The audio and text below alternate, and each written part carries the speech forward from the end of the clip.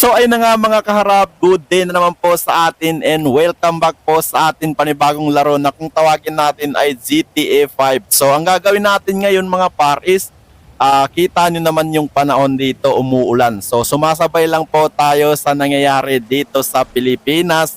Dahil nga po dito sa Pilipinas ngayon is maulan na po yung araw or panahon natin. Okay?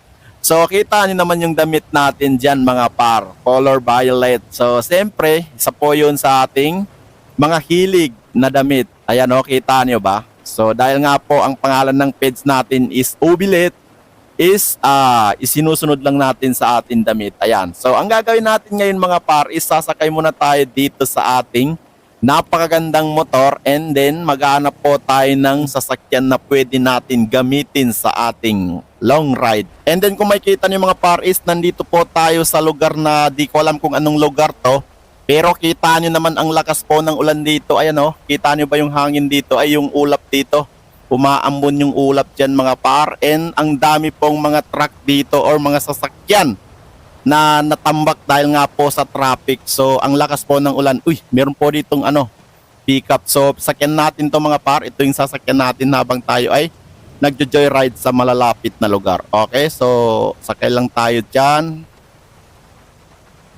Ito po yung sasakyan natin sa ngayon mga pre. Uy, ang sarap pala sumakay ng Hilux. First time ko sumakay ng ganito mga pre, sa totoo lang. Kasi wala kaming Hilux. Okay, so ang gagawin natin dyan mga par is third person tayo. Paano ba yun?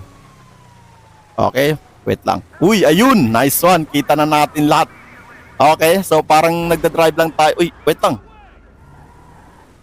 Meron ditong di marunong mag-drive. Binangga pa tayo. Okay mga par, so kung makikita niyo po is para lang po tayong nagda-drive sa totoong buhay. And napakasarap sa feeling dahil nga umuulan pa naman.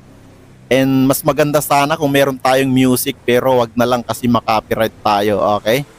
So umiiwas tayo sa ganun bagay. So ang gagawin lang natin dito mga par is dahan-dahan lang tayo dito.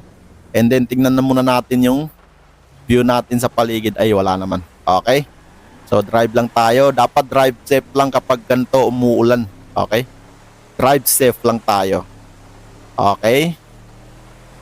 So ang sarap sa feeling pag ganito yung pagda-drive natin habang umuulan. Yan o. Naka third person na naman ulit tayo. Okay. So maghanap po tayo ng lugar na kung saan pwede tayo mag-camping or pwede tayo tumambay. Okay.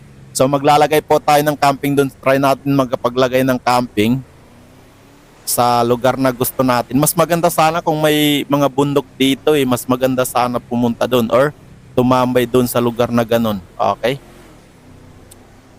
So, papasok po tayo ngayon sa tunnel mga pre. Napaka-solid ng sasakyan natin. Naka-pick up pa tayo dyan. Okay. Ayun. Nasa kuweba na tayo mga pre. Yan o. Kita nyo ba? Di na tayo nauulanan. Hindi na po nare-relax yung pag-iisip natin. Pwede kaya tayo gumamit ng wiper dito? Ay, hindi. Ay, nadisgrasya tayo mga pre. Nahulog pa nga. Aray mo.